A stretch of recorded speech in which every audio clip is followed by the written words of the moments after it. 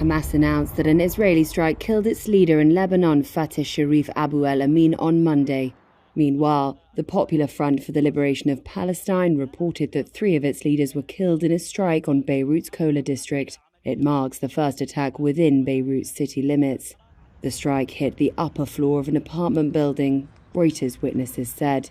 Lebanon's health ministry has reported over 1,000 deaths and 6,000 injuries among the Lebanese population, with 1 million people displaced by the fighting. Israel has vowed to keep up the assault and says it wants to make its northern areas secure again for residents who have been forced to flee Hezbollah rocket attacks.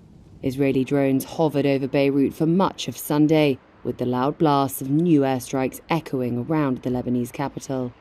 Israel on Sunday also launched airstrikes against the Houthi militia in Yemen and dozens of Hezbollah targets throughout Lebanon after killing the Hezbollah leader.